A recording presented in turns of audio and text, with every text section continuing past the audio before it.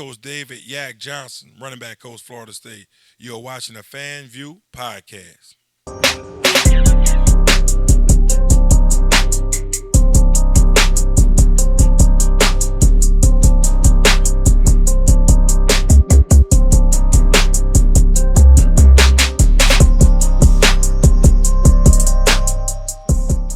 Welcome back, everybody. Look, FanView podcast. You already know what it is. Look, I'm that boy Fred. G Sports Bag at it.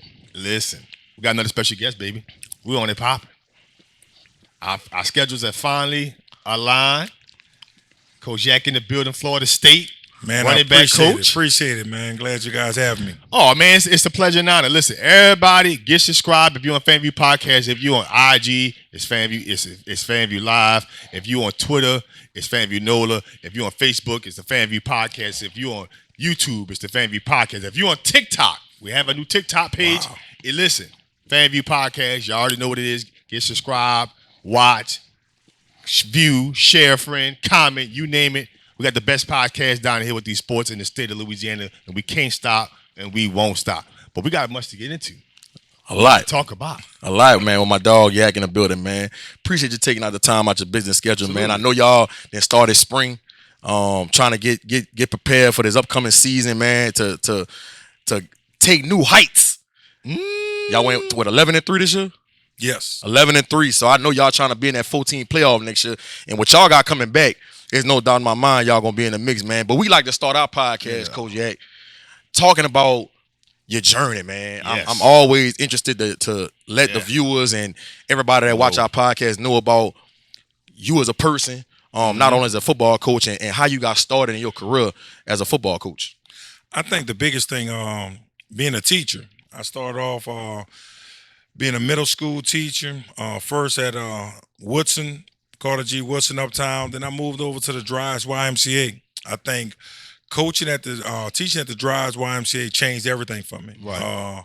Had a principal name is Barbara Cook, and she allowed me to have my voice. And that was one of the biggest things that I learned. I was a sixth grade math teacher.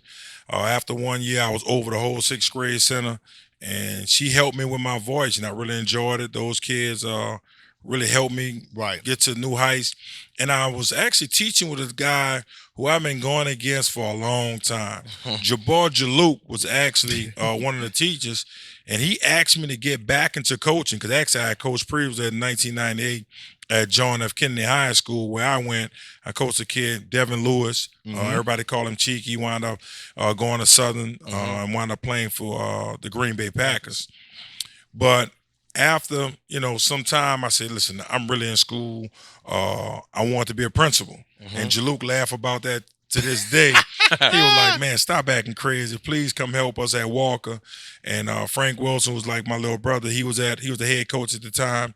I got a chance to go to Opera Walker. And that's when the true addiction started. We signed over 20 kids. And 13 on win D1, huh? Yep, 13 went D1. And I seen with the families how they felt when those kids were going to school for free 99. That was the hustle, trying to get our kids to school for free 99. And when that happened, it was like, this is what I want to do. I want to be able to help families and help kids. And we were so loaded that first year. I had Buster, Milk, and Darryl Johnson. Travis Berry. Darryl Johnson got to be the best defensive player I've seen. He was one of the best players I had ever seen till I got to St. Augustine in 2009. But I was so crazy that year. Like the kids we had, they had 1,000-yard receivers, 3 of them. Michael Wallace was sitting on the bench. Right. That's the crazy part I tell people. He was a sophomore that year? No, he was a junior. Wow. Mike was sitting on the bench, and the next year Mike scored over 30 touchdowns. So I realized it definitely wasn't my cone drills. God had called me to do something even bigger, and he was in control of this. And I knew that. And I always promised God that I would never take credit for kids that I coach. And I understood that. And God just kept sending me good players. As long as I was taking care of them, doing the things I needed to do. After that year, actually, Frank Wilson left. He became the athletic director over all the Orleans Parish schools. Jalou, he got the head coaching job at Carl.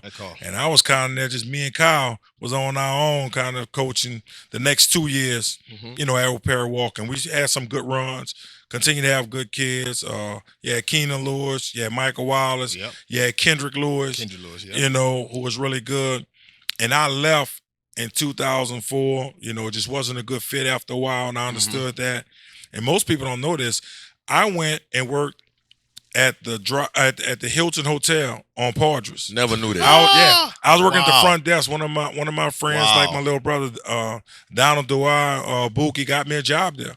I didn't have a job, so I worked at that front desk, and I used to tell people at the front desk all the time, "Man, I'm gonna be a head coach one day." They'll kind of be laughing at me, right? But that was a real turning point for me. I had to work. I had to get some income coming in. And Coach Payne asked me to come to St. Aug in 2005. And I got to St. Aug in 2005 with Coach Payne that summer. It was me and Brantley Williams. We was kind of running the offense. And the year before, we actually played St. Aug in 7-on-7. We must have scored 50 or 60 points in 7-on-7. And Coach Payne said, whatever you were doing then, I need you to bring this to St. Aug. I need you to help us with different things. Right. And that's how it went. And then we were making a really, really good run. We was going to play Carr in a jamboree. And that's when Hurricane Katrina, that's when it's about to hit. So everybody obviously evacuated. It was me, my wife, family, my son at the time, Karaz, probably like 7-8 months. We actually evacuated to Oxford, Mississippi. It was 27 of us in a 3-bedroom house. Ooh. And the part about it that it was humbling that, you're just glad everybody was okay. Right. You're watching the news. You're kind of feeling depressed. During that time, it's just a time of that's an unprecedented time, bro. A lot of kids won't understand. Everybody wearing shoes from Walmart at that time. You weren't worried about your gear. You're just glad everybody was together. Right. And everybody was safe. But I got my first college opportunity was coached at Millsaps College. I had a former coach who coached me at Nichols. He was the head coach. And he told me he had a job opening. And I said, listen, is this to be a GA or I'll be your receiver coach? He said, no, Dave, you'll be the receiver coach. So I explained to my wife the opportunity that I had. And from Oxford, Mississippi to Jackson is a 2-hour drive. I got in my car 1 o'clock in the morning, said, I'm headed down, coach. He called me an hour into the trip. He said, Dave, I didn't tell you. He said, you didn't tell me what? I only could pay you $500 a month. I said, look, coach, it don't matter. How do you explain that to your wife? I'm getting to that. Look, I was on my way down. My wife and my son, they stayed in Oxford with family, so I got everything settled. But the crazy part about it, when I got down there, I had credit cards, I had cash, tried to stay in the hotel. They wouldn't allow me to do it. I slept in my car for like 2 weeks. And my mindset was, guess what? I wasn't home. I was the first person at work. So my wife wondering, like, listen, you can go back, work for FEMA, make this type of money or do this. They're looking for people in New Orleans. I said, nah, that's not it. So my wife was kind of like, I don't know about this $500 a month. But I had to understand that, God didn't give her the vision. He gave it to me. So I had to make it work. And that just was my mindset. Like, you let me in this building, it's over with. And I was able to coach there.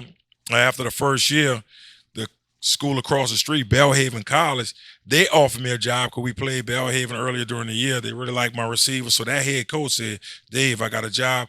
I could pay you $26,500. I said, woo, $26,500? I told him he could keep the nickel. You know what I'm saying? Right. But one of our defensive coordinator was Mike DeBoe, said, Dave, stay, just be patient. And I was like, but coach, I'm only making $500. They paying $20. He said, Dave, be patient. I'm telling you everything. He became the head coach, and he paid everybody. So he knew something. He paid everybody like $30,000, and we won the championships for the next 3 years. And my wife actually moved back to New Orleans with my son. I would travel from Jackson, Mississippi to New Orleans 3 times a week. I did that for 3.5 years. Wow. Then I started falling asleep on the road going in that 4th year, and I told Coach DeBoer, I said, Coach, I got to go back home. And he said, what do you mean you have to go back home? I said, Coach, I'm falling asleep on the road. I said, I remember Welcome to Macomb, and the next sign I remember was you just got into Hammond. I said, I don't know what happened in between. I'm on all kinds of 5 hours, Red Bull, trying to stay out. That's over a 20-minute drive. Right. Yes. Oh, I know. Trust me. Oh, I know. So I wound up actually coming home, and when I got home, that's when the St. Aug job opened up. And me and my wife was kind of talking about it, but I never really applied for the job. A lot of people don't know that. My sister had passed, and her funeral was the day everybody interviewed. I got a call that night saying that like 9, 10 people had interviewed for the job, and all of them said they would hire me. 10 out of the 11 people said I'd be the first coach they'll hire. And the other person said they would hire me, I just wasn't going to be the first coach. So I got a call saying why I didn't apply for the job. I said, basically, I just thought y'all wanted somebody from St. Aug, to be honest with you. Right. You know, I said, that's just how it was. Right. I said, so that, I got a chance to talk to some people. I told them about my vision, told them what I thought about high school sports, how to get them to college. And before I knew it, they said, listen, man, we're going to hire you. And everybody laughed at me. Everybody said, why would you take that job? They only won so many games in the last 5 years. I said, listen. It's St. Aug, I said, but I want to be a head coach. And to me, it was my opportunity. I'm telling you, close friends really laughed at you, but I tell people all the time, when God has something for you, it's for you. It is what it is. It's for you. For me to get to that job, Tyron Matthews to be a senior, Leonard Fournette to be in the 8th grade, Trey Turner to be in the 10th grade, Lorenzo Dawson to be in the 10th grade, the 9th grade. It was so many kids, and my ball boy was Stanley Morgan. So at the end of, and people don't understand that Morgan is a receiver that went to Nebraska who did not play for the Cincinnati Bengals. And broke all the receiving records at Nebraska. Yep. Yes. He one of the most disciplined kids I ever coached. Him and Kendrick Lewis remind me of each other. They were just real smart kids, and they never had an excuse. They just wanted to play ball. And I went on with that situation at St. Aug, which was a true blessing. All those kids were a blessing to me. And then one coach came in the first year. He was his first time coaching at Tulsa University. He was the receiver coach. He came in, asked about my kids. I told him about my kids, told him about all the kids in the city, and we started having a really good relationship. Right. The next year, he invited his coaching staff to come to St. Aug. So they came. Chad Morris was his first year being an OC at Tulsa. They all came to St. Aug. They watched his practice. And that same coach, the receiver coach, said, one day, I'm going to be a head coach. I said, man, I really think you are. I said, I think you're good at what you do. You got a good vibe with the kids, especially in this city. Right. And he said, and I'm going to hire you, Dave. I said, I don't want nothing from you. I said, I'm just glad you allow my kids to get to school for free $99 and you recruiting them. And he was like, I don't care what you say, I'm going to hire you. So what happened, I leave the very next year after my 3rd year and I go to Tulane. I really thank CJ for giving me the opportunity at Tulane. And at Tulane, I coached the running backs, tight ends. Tight ends. So CJ and I was upset at first. I'm like, man, that's not my thing. But CJ knew what he was doing. He was broadening my horizon. He was preparing me for something different. And he changed. He wanted to cut the receivers for himself. Huh? Well, we had a really good receiver coach in Key Williams. And Key Williams would tell me all the time, Doug would say, Dave, man, you gonna thank Caesar for this later on. Say, well, whatever. You just don't want me to coach receiver because you want to coach. Right. But that was couldn't see the vision at that time. Like me and Dub talk all the time. And Dub worked. He assistant receiver coach for the Ravens now. And he said, Dave, he changed it for him. And that's what Cease did. He changed the game for me. I always thanked him for that opportunity. We get fired on a Friday, and I'm all in the building telling everybody, man, be thankful. And I was everybody upset that we getting fired. Everybody down. I said, look, man, I told Cease after that last game, I hugged him, I thanked him for the opportunity. And he said, Dave, if anybody could probably stay, you'd probably be one to stay at Tulane. I said, man, I ain't thinking about that. I just want to thank you for the opportunity. Right. So I was everybody upset. We get fired on a Friday. The same coach who talked to me in 2009, he got the Memphis job on a Sunday. I was one of the first coaches he hired, me and Dan Lanning. Wow. Full circle. And so my wife, who don't really know a lot about the coaching thing, she was like, babe. I said, babe, listen, we going to Memphis. Babe. They ain't say nothing about you getting fired, just the head coach. I said, no, man, it don't work like that. Right. I said, it's everybody. No, I'm telling you, your name wasn't in there. So my wife is real head coach of our family. That's the agent, but I understood, and we got a chance to go to in that December. I went to Memphis. Real everything was good. Frank Wilson leaves to go to Texas San Antonio in January. Correct. I get a call back, and I said, and Mike said, he was like, Dave, I understand. I said, Mike, I'm gonna stay with you. I said, you gave me opportunity when I didn't have one. And Mike and his wife, thank God for Maria, they flew down and spent time with my wife, got her from work. They sat down, had dinner with her to talk about the vision at Memphis. Wow. And that's, that was big. That was major for me. I mean, and Mike really didn't know me. He only knew coming through. Right. And passing.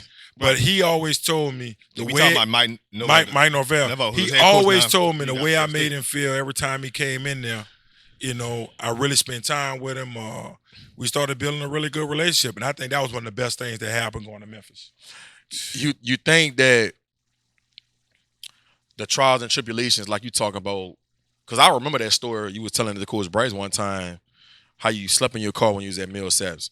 And it seems like when I talk to different coaches that's at a higher level today, all the adversity and the sacrifices that they went through in the beginning of their coaching journey, it kind of made them who they are today. You think that's what got you where you at today? Oh, yeah, definitely, because I'm always grateful.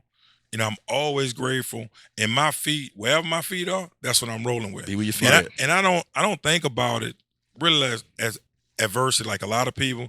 Only two things happen to you in life. That's lessons and blessings. And that's how you got to look at it. God has always prepared you for something. And at Millsaps, that's what he was doing. He was showing me how to run a meeting room. I became the recruiting coordinator. And Coach DeBose just gave me so many gems. I'm just so thankful that he has so many gems to give to me and Marcus Woodson. To this day, everything that he told us was going to happen, it happened. Coach Woodson, that was the DB coach at Florida State? Yes. Yeah. He's at Arkansas now. Mm-hmm. Yeah. Okay. Co-defensive coordinator. We started out at Millsaps together. Then we was at Memphis together. And then we was at Florida State together. So, the journey, I tell kids and tell people all the time, enjoy the journey. Don't be so in a rush just to get somewhere. Enjoy the journey. Enjoy the people you're around. And that's funny that you say that, because a lot of friends I have that's in the coaching circle right now, I got a partner, he's a D2 coach right now. I got another partner, he's a D1 AA coach, and every time I talk to them, they always saying, man, I'm trying to get to the SEC. Man, I'm trying to get to the ACC. Right. I'm trying to get to the Big 12. And I be telling them stories about like people like your story, Brock Hayes' story, who at Troy State now. And I tell them, they like, man, I didn't know that. And I'm like, bro, you got to go through that process. You can't skip steps in this process. But right now, the process is not just with a lot of young coaches. You see it with a lot of the young kids, the players. And I call them, box in the oven, because that's what they want to do. They see a cake box at the store. They don't understand. You got to read the ingredients and go. They just won't put the box in the oven. That don't happen like that. Nah. You have to go. You can't avoid the process. And the process is one of the best things. I just thank God that I enjoyed the process. And I was just telling my son earlier, telling Karaz, nobody owes you anything. Even your opportunity. Nobody said your opportunity had to be fair. Just give me opportunity. And when they gave me opportunity to get in that building at Millsaps, in my mind, I thought I was in the SEC. That's how I coached those kids. I coached them extremely hard, and fortunately and blessed, I had 2 receivers from D3 to go to the NFL. I was able to coach 15 all-conference receivers in 4 years at Millsaps and 3 players of the year. So at the end of the day, my thing is, man, just allow God to be God. You just do your part, man. And like I always say, we on fries. Just do your job. Right. Yeah. If you just do your job, you're going to be all right. I'm on lettuce. I'm on lettuce. But it don't matter. As long as you're doing your job. And that's when the big bucks start rolling. Well, let me ask you a question, Coach. Man, your journey is just, we hear stories all the time. But my question for you is now, as a coach now, especially as a recruiting coach, how do you relate to these kids? Like, talk about the differences between when you first got into coaching at the college level to now in terms of relating to these kids. Because obviously when you first got into this game, social media was still very in its infant stages. But now we at this stage where we got NILs. We got social media you got kids posting their top 25. You got kids that's verified before they even get in college. They got kids who's verified with the blue check now, on IG, TikTok, Snapchat, you name it. Talk about how do you relate to these kids in today's marketplace of recruiting. I think kids are always going to be kids. It's the adults that's changing. And you have to understand that, at the end of the day, keep the main thing the main thing. I don't care how many times you got to verify, if you got your top 25, top 36. At the end of the day, it's going to be about fundamentals. Are you willing to come to the school that I'm at? That's basically what I base it on, because I want guys who want to be at the school I'm at. If I got to talk you into it and trick you and do all that kind of, it's probably not going to be a good fit. Right. We always find guys who's going to be a good fit for us. The first thing I tell them, this is going to be extremely hard, extremely difficult. You have to be committed to the little things. Got to have some intensity about yourself. Definitely some mental toughness. And when we're going to do this, we're going to do this like a brotherhood. And you find out what's what. My biggest thing is just don't sell your soul because you think you got to get this top recruit, because it's not going to work out if he really doesn't want to be there.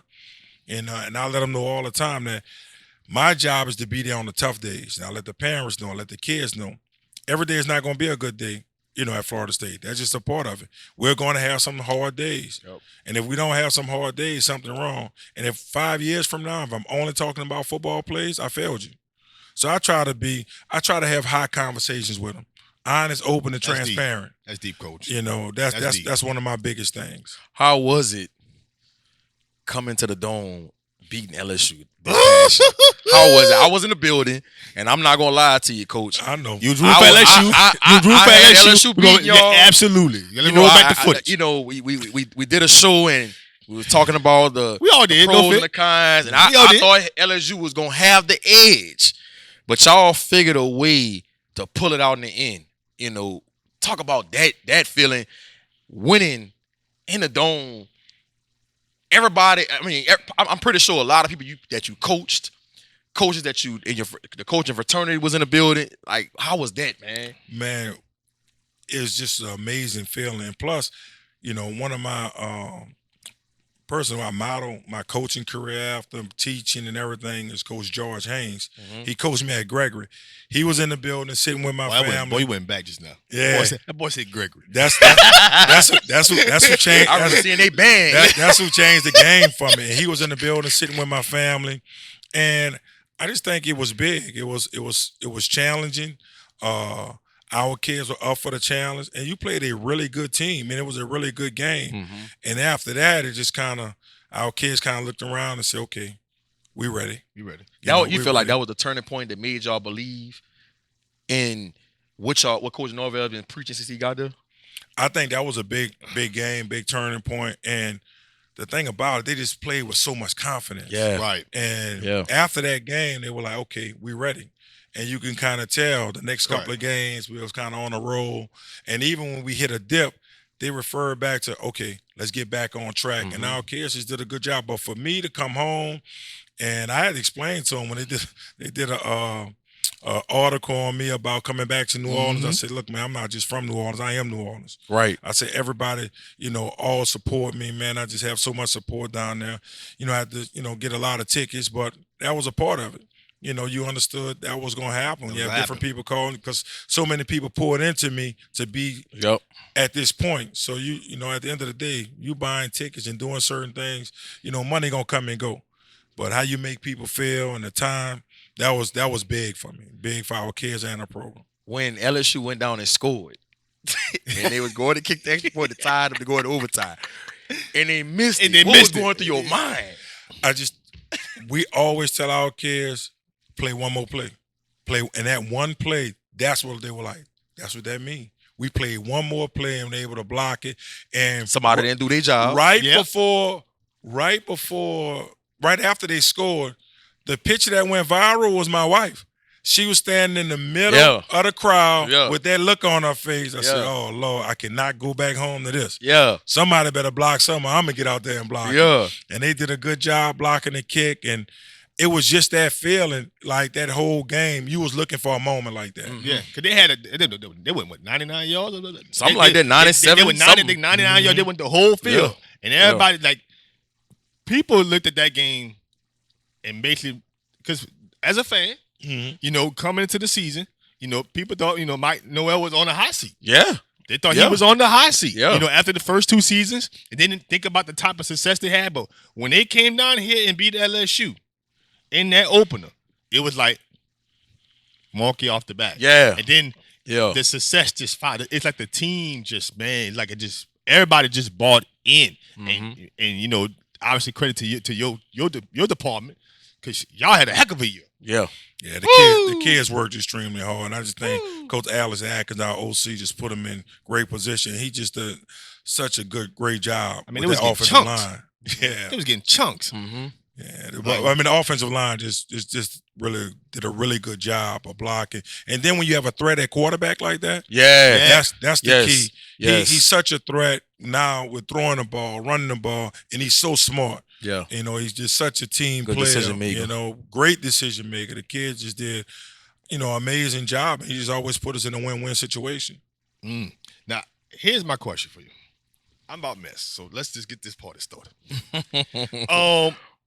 It looks like, from when I used to watch college football, the running back position, particular position you coach, I don't want to say the position has depreciated, but it looks like we don't have that bear cow that we're accustomed to watching in college football. You know, you go look at the early 2000s, you see every team used to have one of those bell cow backs. Even in 2010s, you used to look at guys like Derrick Henry, Ezekiel Elliott, Leonard Hitch that year at LSU, Saquon Barkley at Penn State, that bell cow of a back. But in today's running back room, in terms of the game, you don't really see that bear cow. How has that position just changed so far over the years? Like it looks like it has to be done by committee. It looks like it had to be done, like running backs got to become more of a receiving threat than anything. Yeah. Talk about the differences that the position is. Is this what we're looking at permanently? Is it we ever going to go back to that way of having that bear cow back, or now running backs are having to just become indirectly your second or third best receiver on teams? Yeah, because, everybody, I think the game is kind of spread out a little more. You have so many guys who can run. You start talking about linebackers and different things like that. These guys not only can run, you're talking about 215 pounds running into you. You don't want to put that type of pounding on their bodies anymore. We become smarter coaches, understand that it can't just be one guy because he's going to stay beat up. So you kind of do it by committee. You find out what guys can do, and you put them in position. And we always say, Florida State is where stars come to shine. It's our job to put you in position. And like we talked earlier, I had 3 running backs who did a really good job. Yep. We were able to put them in space, put them in so they don't have to take the bulk of the load, because if they have to do that every game with the defenders that we're going against, their bodies won't hold up, and they won't be really good for the next level that they're trying to get to. So you want them to continue to be fresh and have opportunity to play in the next level. Even the next level now, that's what they're doing. They're doing it by committee because their bodies just can't hold up. And they know that was one of the position. It's 3 years. And if you just pounding your body not going to hold up. So I just think coaches are becoming smarter and the athletes becoming faster, bigger, and stronger. Yeah. So you have to spread it out. What I kind of want to get into, Coach Jack, when I graduated in 2003, and I've been a football junkie. I've been a sports junkie since I came out my mother's womb. And I don't recall as many successful black coaches from the state of Louisiana as I see today. You talk about Jabbar Luke at University of Florida.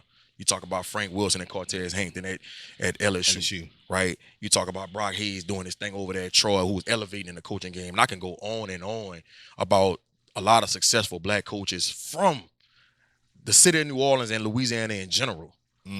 What has changed, man, since back then in 2003 when I was coming out to now, where it seems like more black coaches are getting opportunities?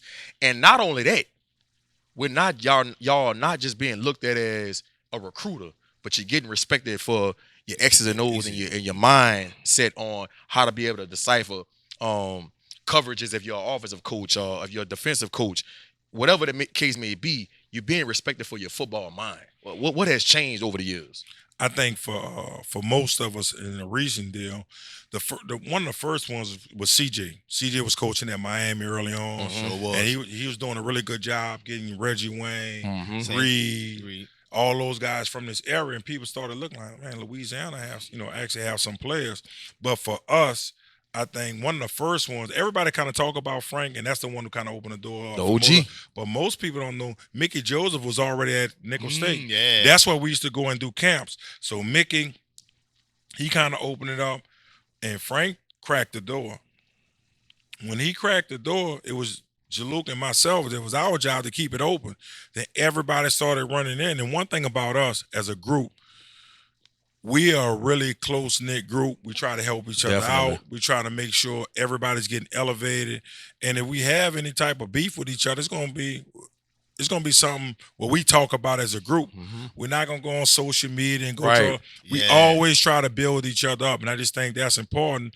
And for us, Frank is the godfather of this. Frank Wilson kind of helped all of us out.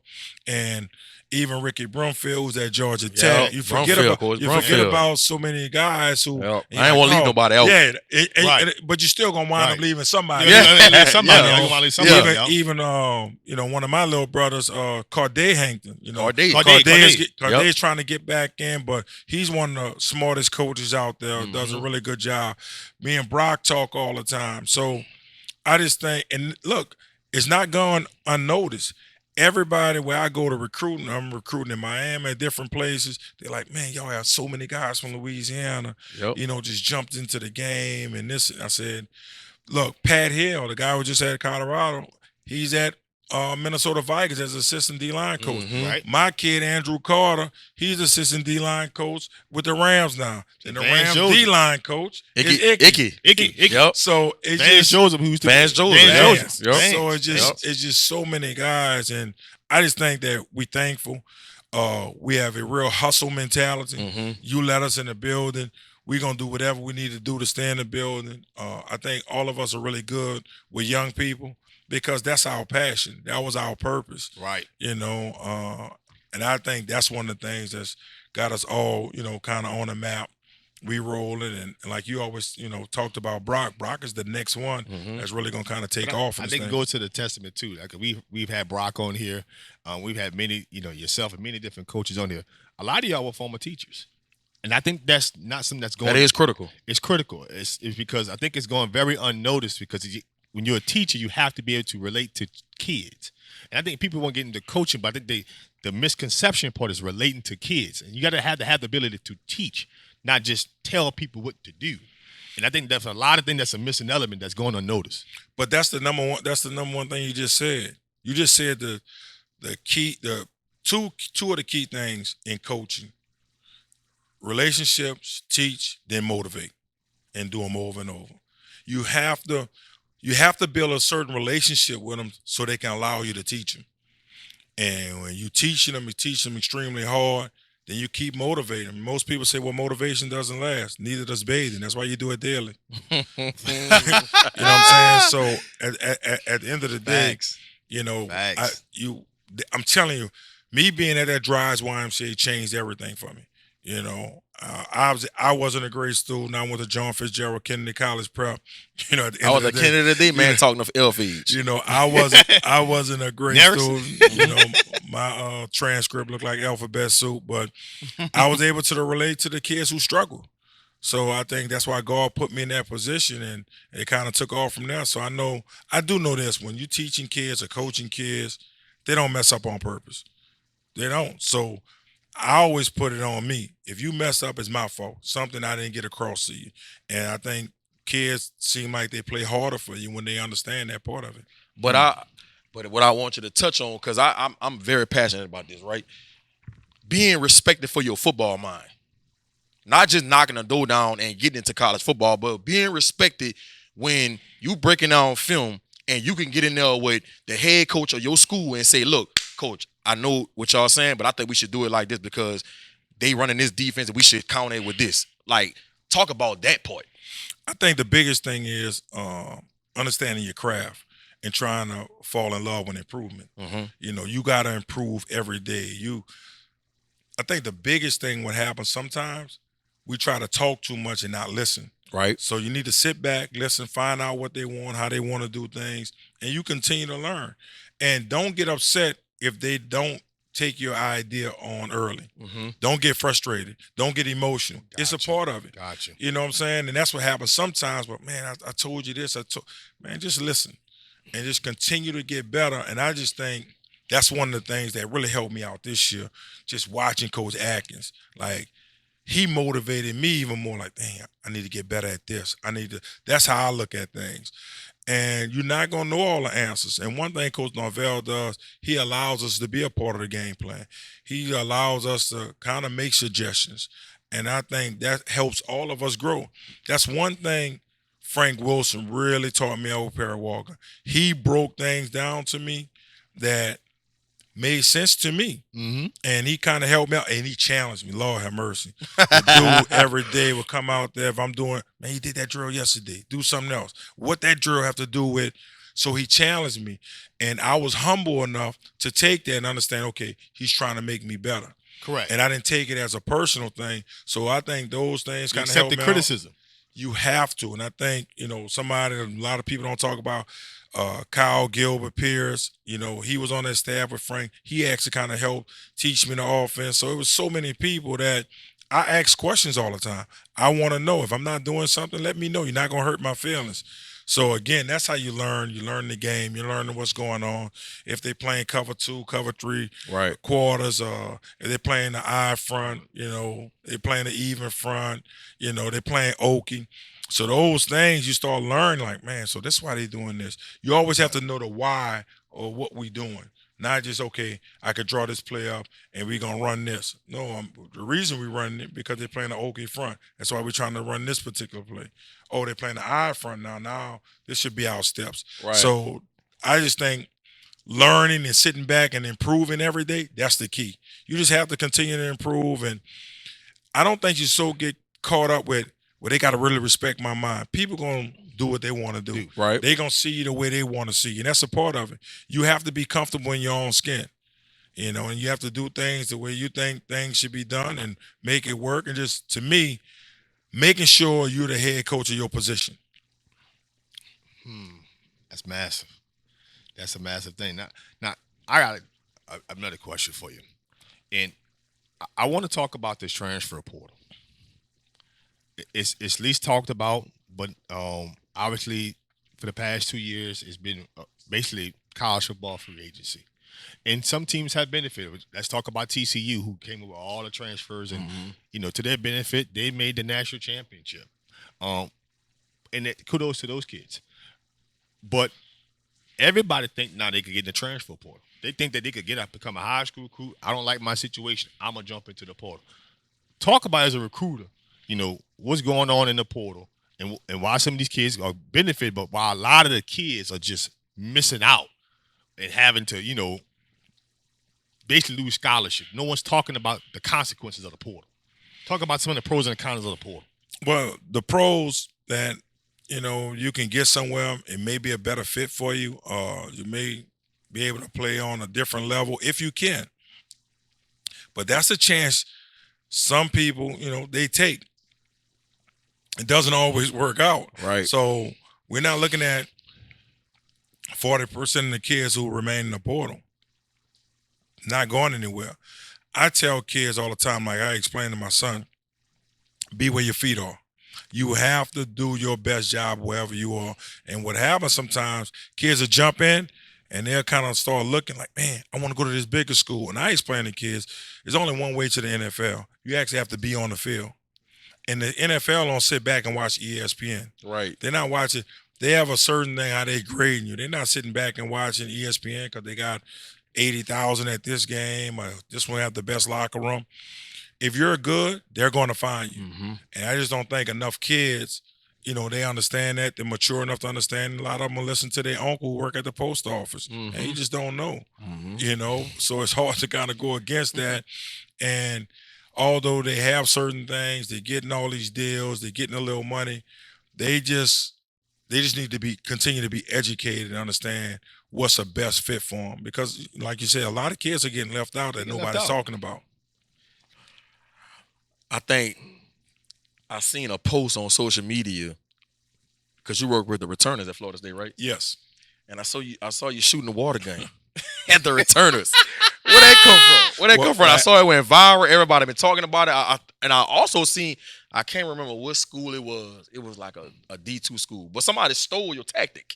And they start shooting the water gun and they returners. Where that come from? Actually, I started doing that at Memphis with Anthony Miller. Anthony Miller, the walk-on. You know, I started doing with Anthony Miller, and actually they have me from Memphis. I'm actually with Calvin Austin, the pitcher that they have from Memphis. Calvin Austin, both of them play for the Steelers now, and both of them was walk-ons. Austin was a walk-on? Yeah. Calvin Austin never was knew that. Yeah. Hell of a player. Ran 4.2. So whatever we need to do to stir up some controversy and make it as hard as possible, that's what we do. Our biggest thing is, man, how you respond. So I'm doing everything I can to make sure they always stay calm and they continue with their fundamentals. They're catching the ball at the highest point. They're getting their elbows. And, I mean, if you kind of worrying about the water and this and that, at the end of the day, if I can get you frustrated with that, you're probably not ready to go into a big game.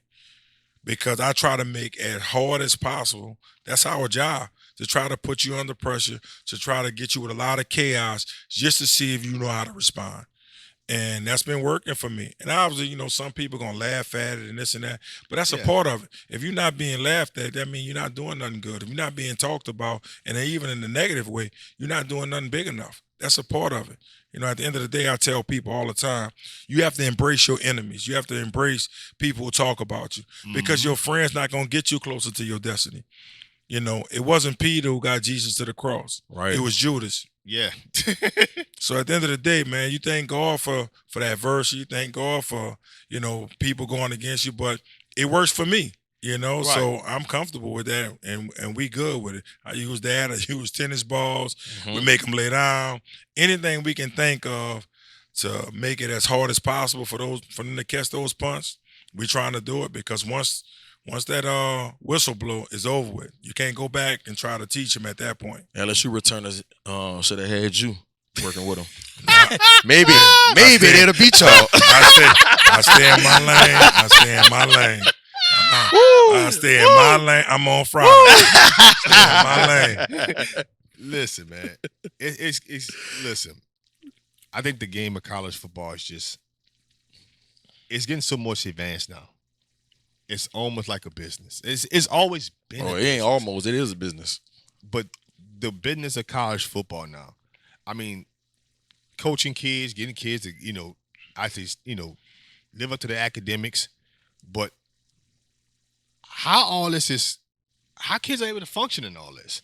Like, as a coach, when you're talking to a lot of these kids, you trying to get these, is the game harder now for them than when you think about when you started coaching it, when you're about the Millsaps? Now that you're at a big D1, is this game getting harder? The game is the same. Now, some people can make it hard, or they can make it, but this game is a really simple game. Just complicated by other people because it's big time money. Distractions. There's only three things you could do offensively: run inside the tackles, run outside the tackles, or throw the ball. That's it. That's all you could do. So it's not a hard game. You're trying to get it to your best players, which is everybody's trying to do. So I try to make it with my kids. Listen, I'm going to make this journey enjoyable. As a freshman, when you come in as a freshman, I'm telling you, all your mistakes are my mistakes. So just go full speed. And I tell them that all the time. Now, if you drop that ball, fumble that ball, you just stand next to me. I'm not a coach who go back and forth, screaming and yelling, trying to make them as nervous as possible or curse them out. I don't get into the tongue wrestling. Right. At the end of the day, we're about fundamentals, but you have to make it enjoyable for them. You have to know they're getting something out of it. And just like you just said, it's a big-time business. If you talk to the average family, they know it's a business, but not as big as they think. Right. If you ask the average family, and I ask this to a lot of my recruits and their families, I said, do you know this is a business? Oh, yeah, coach, I know this is a business. I say, okay, let's just take the average. I ask them all, take the average. What do you think the average assistant coach make? And they all, about 80,000, about 100,000, about 100,000. And I ask them, do you think that, 100,000 is good money? Shoot, yes, indeed, coach. The average assistant in big time football making between $35,000 to $48,000 a month. A month. A month. So a month. Yeah. So they when they hit it, like, coach, you said yes. So you have to come in. It is a business. You're a brand. If you can graduate in 3.5 years, you have to do these things because we have everything in place for you. But it is a business. You have to understand that part of it. And a lot of families just don't. They just don't understand that. And I get it. You have a lot of kids say, "Hey, look at my top 12 I got." And they might tell you, "I got a top 12." I'm like, "I understand, cool. We got a top 100." Right. You know what I'm saying? So Right. you just kind of, and when you let families know that and kids understand that, and you can't get frustrated with kids. And I don't, when I correct them, I try not to correct them if I'm angry or anything like that. I know they don't know they don't know. Right. When you don't know, you don't know. I know No, they don't know. know. So you have to continue to help them. And it has to be on, and you can't get frustrated with it, because I was the same way. At Nickel State. I didn't know. I thought but I didn't. Right. So somebody was patient with me. So in turn, I have to be patient with young people. 40K. God, good Lord. Yeah. See what I mean? That's what you don't even. Lord. And that's you talking about maybe on the low side. Right. Yeah. When you get off this podcast, look at some salary. That's right. Then divide that by 12. Yeah. Right. And Right. you're gonna be like, man. Right. And that's I remember used to hearing, like, I remember when Will Muschamp got the DC job at Auburn that one year. And I was like, he's supposed to get paid like $1.2 million. I'm like, good Lord. Right. I'm like, for DC? Right. For college football? Yeah. My mouth, It's real. my mouth dropped. Yeah. I was like, you got guys that working in personnel making $100K, and they not even coaching. They just in personnel. And Like, it's real. But you gotta understand. And to that's me, what I mean by being a business. Like, people don't understand how the amount of money I think these guys all earn their money, but the amount of money that these guys are earning, it's a business. But the big thing, most people say, man, Yak, you never upset when you come to work. I say, I coach football. Right. Like, for real. Like, how can I ever? I just passed somebody who has a real job. I came at 5 o'clock in the morning. Somebody was taking a lawnmower off the truck. That's how you take care of his family. Right. So I can't be thankful when I come to work. Man, Right. you crazy? Real talk. Like, it's no way Real talk. I can't be like, man, I should be doing this. I don't do that. Right. I just told my son, man, I live my own journey. I don't look at anybody else, bro. I do my own thing. So I'm always thankful for the opportunity, because they have people with real jobs. Right. So People gotta have real jobs. So in order for sometimes these y'all coaches to do y'all job, A lot I'm of people are telling doing jobs they don't want to do, but that's what was required for them to take care of in their their family. family. You doing something you actually love to do. Yeah, because I've been in situations, where I work different jobs. And you just talking, I was telling you earlier about working at the Hilton Hotel. I worked at Renter Center. I worked at Renter Center too. I was a prison. You was going to the people's house taking the TV. I wasn't taking TVs, man. I just kindly say, you know what I'm saying, the microwave that you have Right. been paying on for 112 months, you behind. See, That was an interesting job for me. Look, I used to ain't work gonna lie. at That's part of my process. I had to work at See, I had to work look at at Dillard's. I worked at Orleans Parish Prison. That was my job during the summer when I was at Nickel State. So it's just a number. I was a garbage man for one day. For one day? Yeah, I couldn't. Yeah. That was after the May flood. You know what I'm saying? Me and my cousin Lord, we was garbage man. It was all day. And we wound up way out there in River Ridge. And I told the driver, I said, look, bro, let's take a break. Man, he told me, man, we ain't tired. What we, bro? You driving the truck. Right. And he said, I'm going to leave. I said, go ahead. My daddy came to pick me up.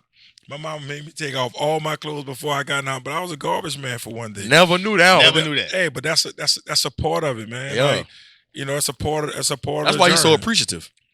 Man, I'm just telling you, I'm thankful, because I tell people this all the time. Your mindset, your thoughts are powerful. I read the book The Secret 12 times. I watched the movie already 170 times. Damn. It changed my life.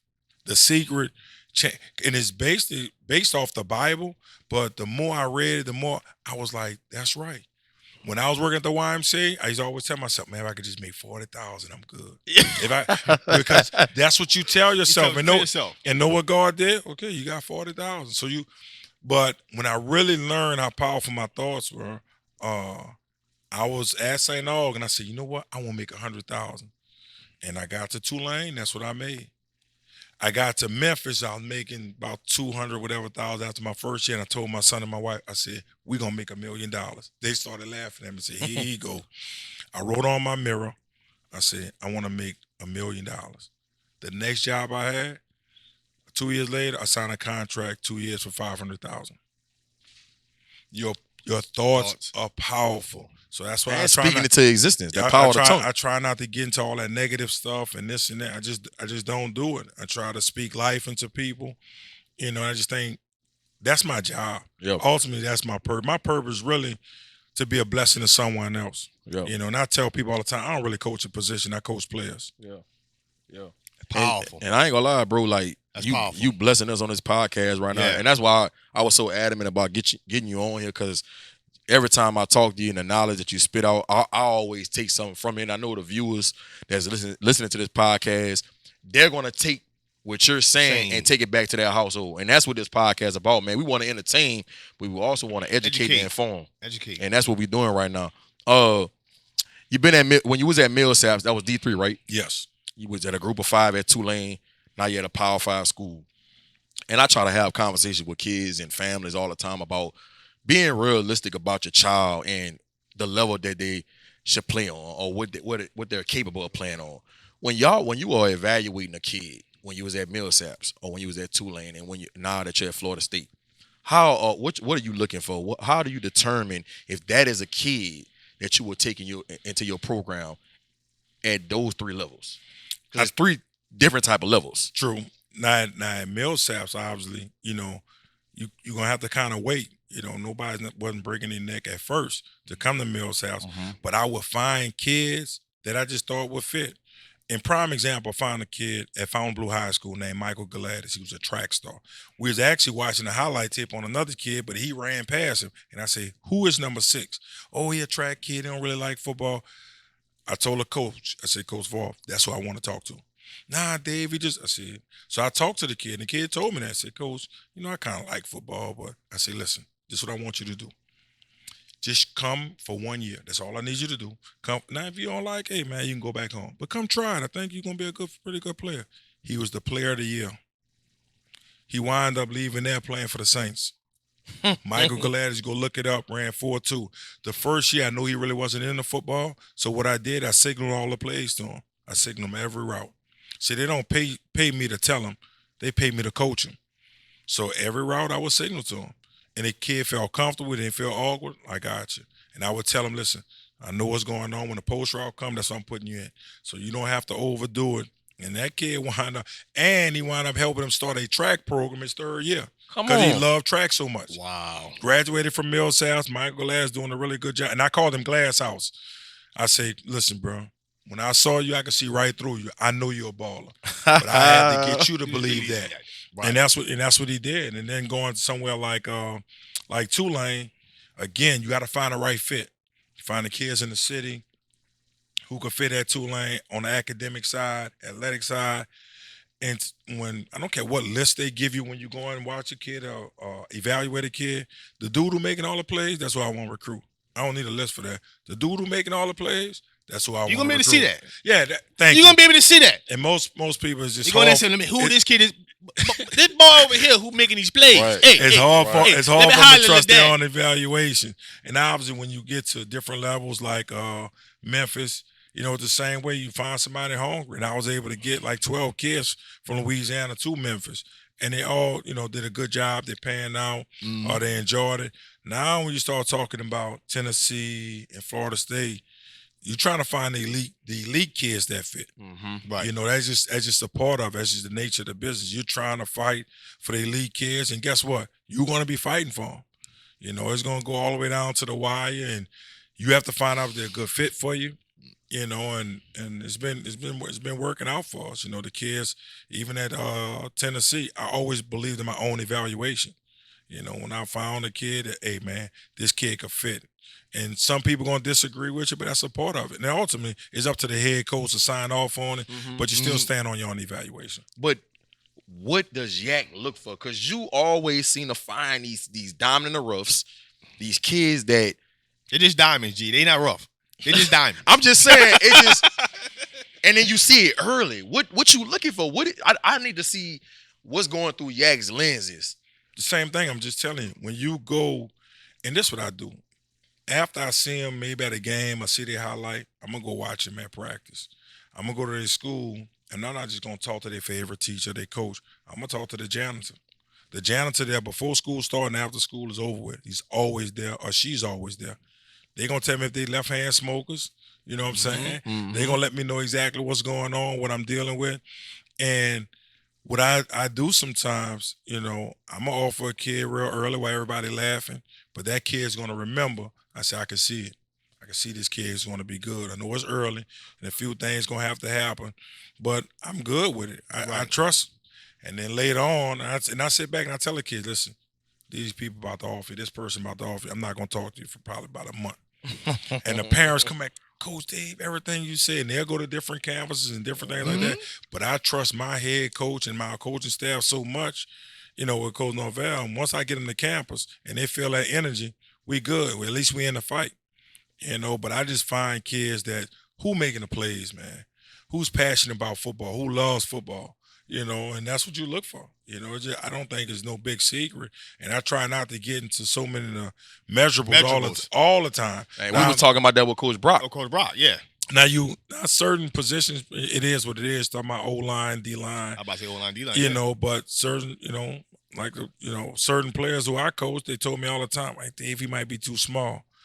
And nobody asked him the real question, what they too small for? Last time I checked, the hole opened up like this, not like this. Right.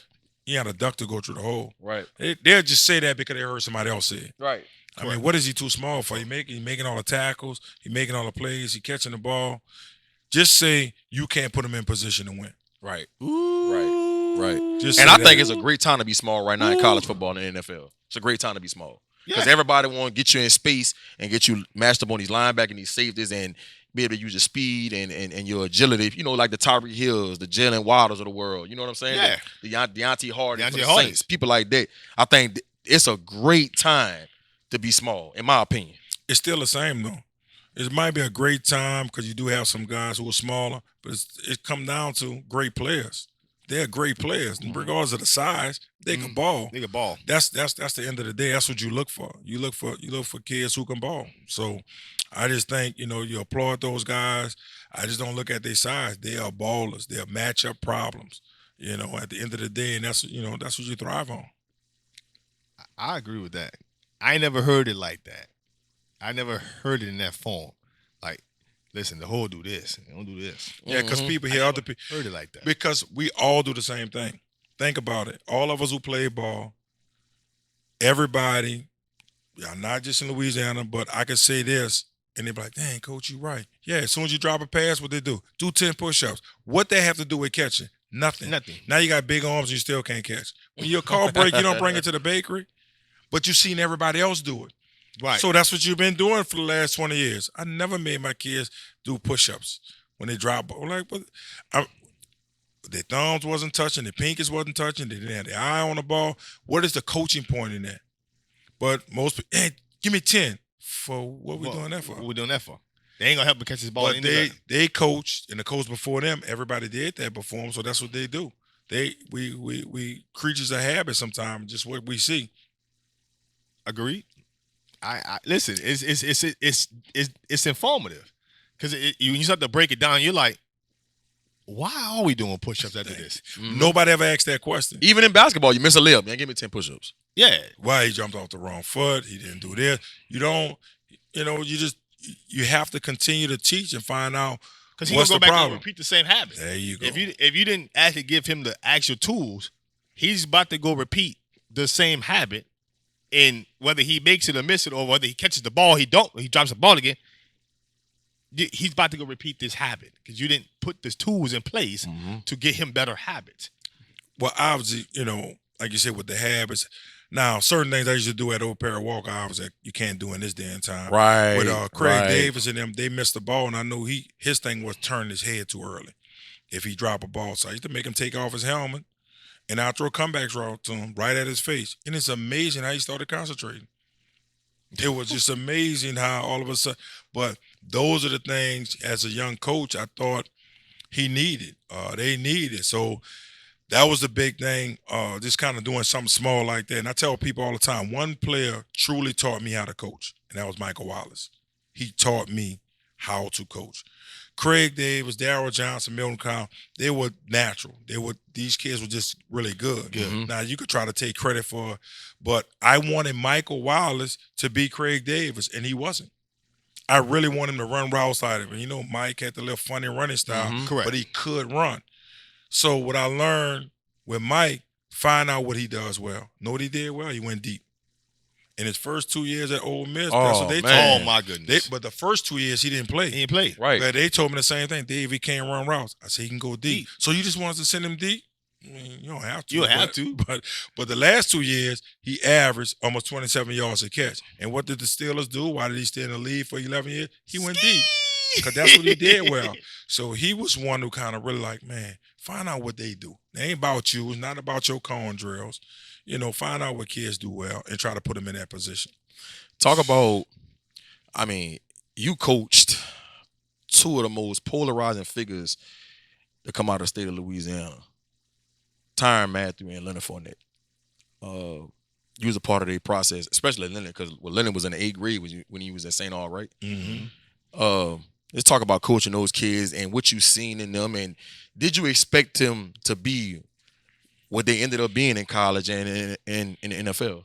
Well, actually, Dale Lee, Dale Friend, who's coaching at Southeastern, me and him had been talking about Tyrann. Even when I was at Millsap, I used to go watch him 7-on-7. And I always said, man, who the little 13 is? He always out here yapping. He on it. He's like, Dave, he one of the best players. So when I got to St. All, I had never noticed he had never made all district.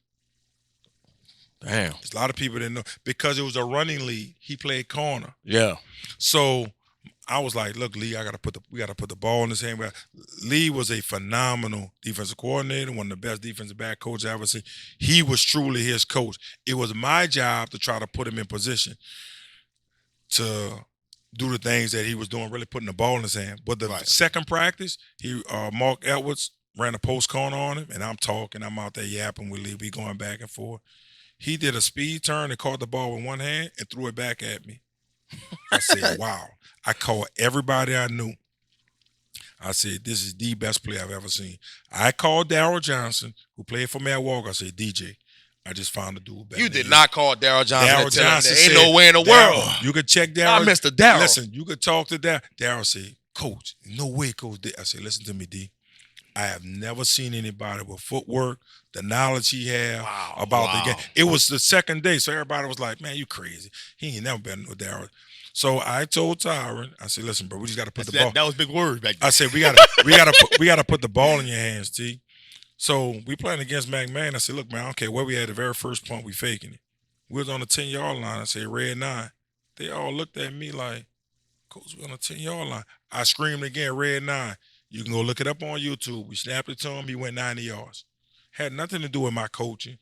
My job was to put the ball in his hands. And he was better than everybody else. The very first game we played against West Jeff. Tyrann get off the bus and said, Coach, I don't really know all the players. So you have to know the plays. I'm going to put 4 receivers on one side, put you on the side by yourself when I need to put you in the game. 3 seconds left before half, I put him on the side by himself. I said, listen, if he playing off, you're going to run a hitch. He playing up on him, he's going to throw you a fade. The kid played off. We ran the hitch. He went 60 yards for a touchdown. He started laughing. I said, it's my job not to mess it up. It has nothing to do with my cone drills, my coaching. He already had that from his DNA. Right. And he's the best kid I had ever seen. He didn't talk. He was serious about football, and him and Lee had this certain relationship. Lee is the one who, coached him and trained him, and my job just to kind of help put him in position. And that's what he did. He's one of the best athletes I ever seen. He was passionate about the game. He knew what he wanted to do, and he did it. I expected him to do everything that he's doing. I always thought he was that good. And to his credit, man, he's now one of the best players to come out of LSU. Yep. He's a NFL champion, and I think he'll potentially be a future Hall of Famer when it's all said and done. When you look at the resume and how he played the position, I think that he can get that kind of accreditation when it's all said and done. Right. And then when you you was taking him to camps in the summer, and a lot of people was talking about he was too small. Well, that's what he they didn't run told a me. 40. Actually, Icky Johnson had just did a little podcast. He was talking about that. That was the very first camp I took him. I took all the kids to, and actually, it wasn't just the kids. I'm saying, oh, Robert Kelly, he was at Land, he was at Walker running at the back. time. Yeah. And they were all him, Powell. They was all in the van with us. We all go to Tennessee because that's Frank's first year at Tennessee, and Tyron just balled for 2 days straight. And at the end of it, they said, "Hey, Coach, he too small and not fast enough." This and that. I said, "Listen, bro, we've been there for 2 days. I don't remember nobody catching the ball on it. I know." And so we said, "All right, we didn't get mad with him. You always have to understand when people give you the evaluation, Right. you don't get upset. You don't get upset. So he moved on and went to Alabama camp. It was the same way. They were like, "Dave," I said, "Cool, no big thing." Didn't And- Southern Miss do him that too? Not Southern Miss. I don't remember Southern Miss, but I know Alabama and Tennessee was the same thing. But when he got to LSU, and you can ask Coach Cooper, who's the head coach at Rhode Island right now, he really wasn't crazy about him when he first saw him. Then I get up there the next day, and they like, "Dave, he balling." And I explained to Coach Miles, I said, "Coach, if you offer him, he's probably going to commit, so it can't be nothing soft." Right. And he offered him, and T was like, "I'm in." And it was like, he didn't care who else they recruit. None of that mattered to None of him. that mattered to He him. was so confident in his own ability he was good. You know what I'm saying? He locked in, and the rest is history. And Yeah. he's a kid that when he went to LSU, when he got his opportunity, he just made the most of it, bro. Like Imagine. that's what I tell kids. They talk about, well, man, they take me out after so many plays, or I only played a quarter and a half, blah, blah, blah, and they put somebody else in. I say, bro, on that level, when you get an opportunity, you got to make the most of it, because it's so many good players when you at a school like LSU. If you don't make the most of your opportunity, they just gonna find somebody else that can make a play. And that's what Tyron did. Strip sack, Yep. scoop and scoop, Scoop and scoop. interception, Yeah. tackle for loss, like sacks. He But- just made the most of every opportunity he had. And you tell kids, man, don't let your opportunity embarrass you. When you get it, you know what I'm saying? You got to do something with it. And that's what he did. He did something with it. And I'm forever grateful to him, And I tell people that all the time, My kids make me. I don't make my kids. I'm just always grateful for the players I was able to coach. And it's crazy, that same camp, Trey Turner was crying on the way home, because that was the first camp he had ever been to. He was like, "Coach, they know all these techniques out there." I said, "Trey, chill out, bro." "No, Coach," I said, "Trey, you're going to get a scholarship and you're going to school for free 99. He was a junior. Mm-hmm. He was like, and when Trey got drafted, that's what he talked about. He said, "Man, my high school coach told me I was going to school for free and I was going to the NFL." And that's what happened. That's what happened. And getting to Leonard Fournette, he had always been a superstar. He's just a phenom. You could see it early on, and he's like one of the best kids I ever coached. His attitude, his leadership from a young age. I just think his mom and dad just did a good job with him. How he handled that pressure early on, I have no idea. So I would call people to actually help me out with him and ask him certain questions, like, because you just didn't know. He came on the scene, like his first 3 games rushed for close to like 1,000 yards. Yep. Yeah. And I never gave him the ball over 15 times. And it was just, he could handle it. He can handle When he got offered by LSU as a 14-year-old, that same day he was in the cafeteria helping him to clean up. He was that type of kid. He was just an all-around kid. And everybody know I like throwing the ball. I like spreading it out. But if you go back and watch that first game that he played against West Jeff, my 2-minute offense was ISO. They couldn't tackle him. And we was tossing the ball and not blocking the corner. And everybody like, "Why wouldn't you block the corner? He 150 pounds. He about to make a business decision." And they just wouldn't tackle him. So it's my job, again, not to mess it up. It had nothing to do with my cone drills. And that kid he was just phenomenal. He always it was always about his teammates. Right. And that's what you love about him. Great attitude. And again, he was another player who you blessed to coach. Right. Like you said, you don't get opportunities to coach kids like that all the time. So I understood that it was a blessing. That's you had some kids. yeah, no doubt about it. But it's again, like I say, after I coached in 2002, the most other receivers, God convicted me, because I started thinking it was me, and God had to let me know, listen, it had nothing to do with you, not your cone drills. Favor not fair. Right. So once I learned that, and I never take credit for kids, God just kept sending me good players over and over. And most coaches tell you, Dave, you always have good kids. One thing you can say, I don't mess them up. Right, right. I don't get in their way. I let them be good.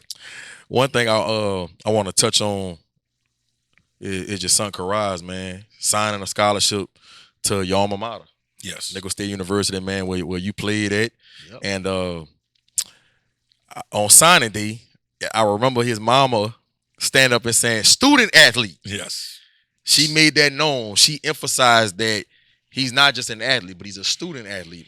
Man, talk about seeing your son sign a scholarship to your alma mater, man, and how you poured into him and how he's taking the academic serious, like more serious than most kids do, and having the opportunity to go play football for free.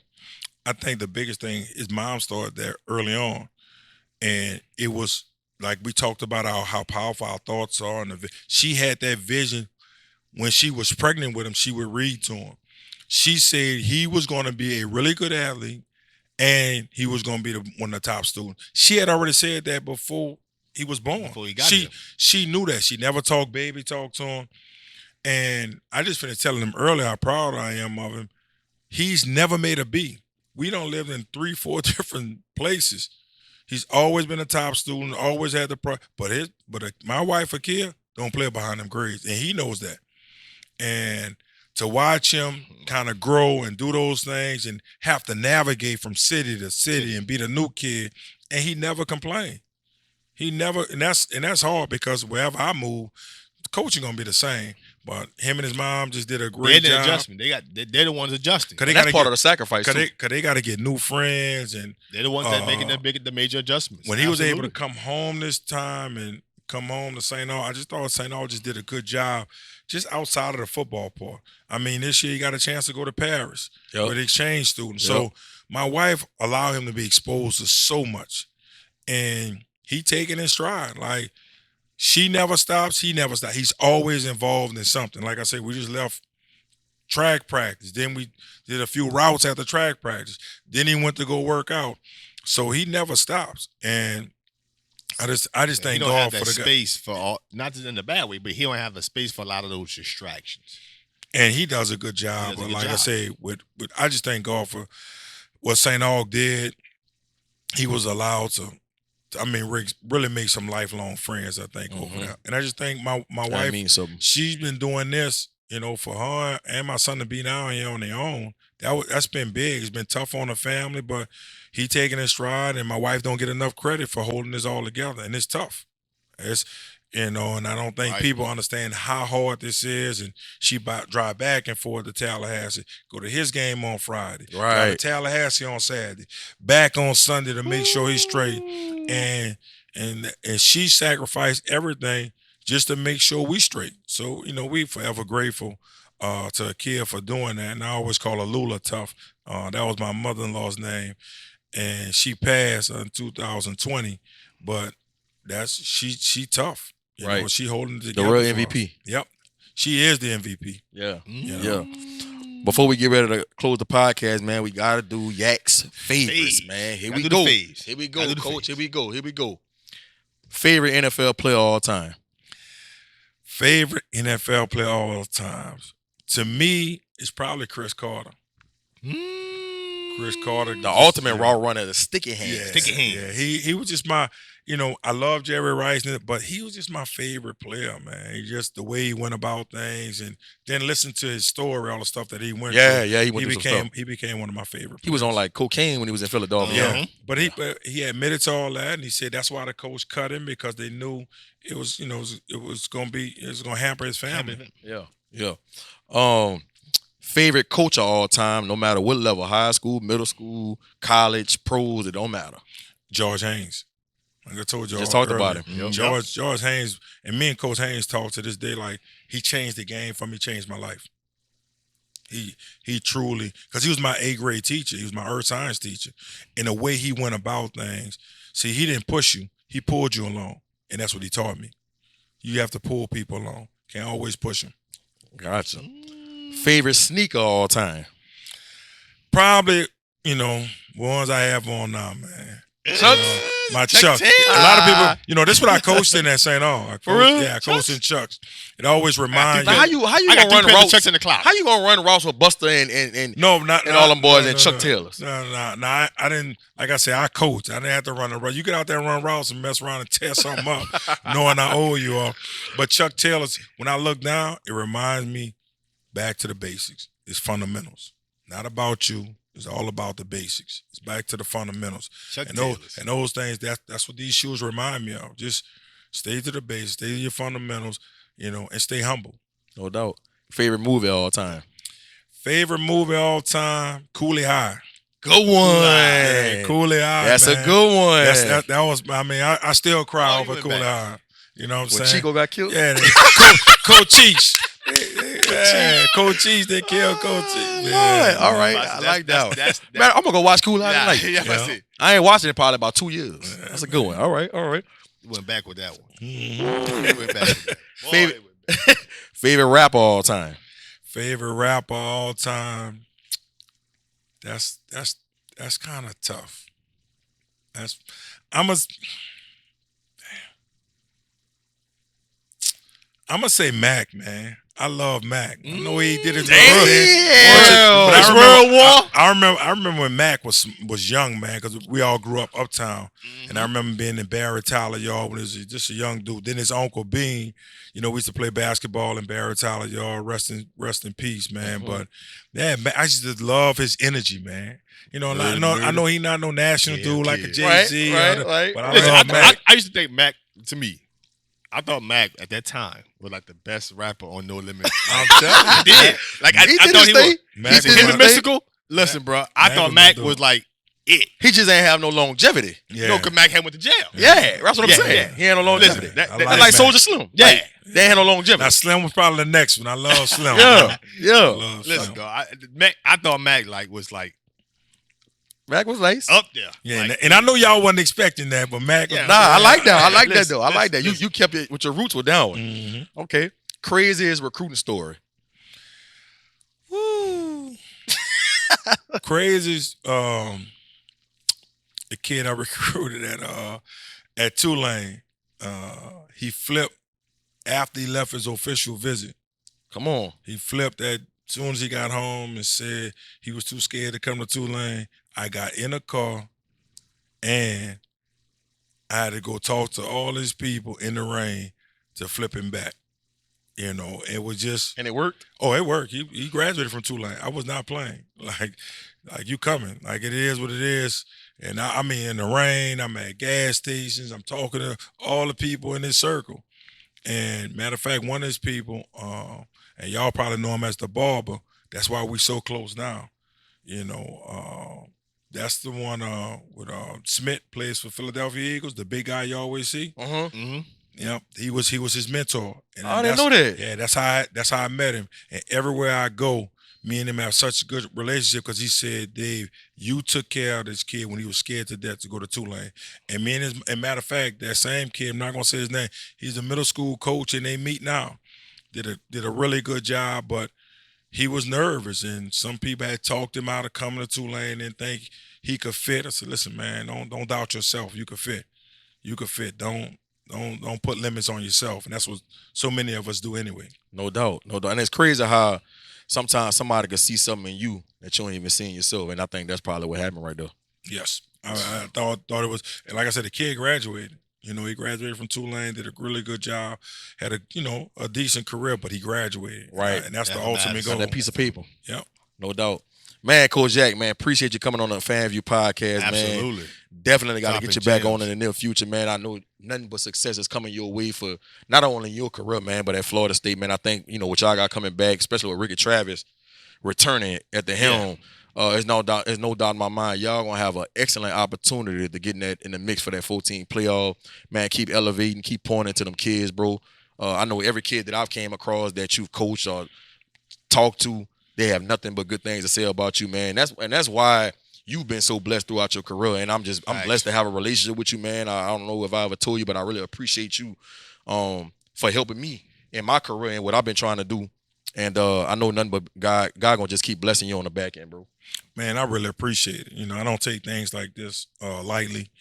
when people get a chance to invite you on. And at the end of the day, man, my ultimate purpose in life is to be a blessing to someone else. Yep.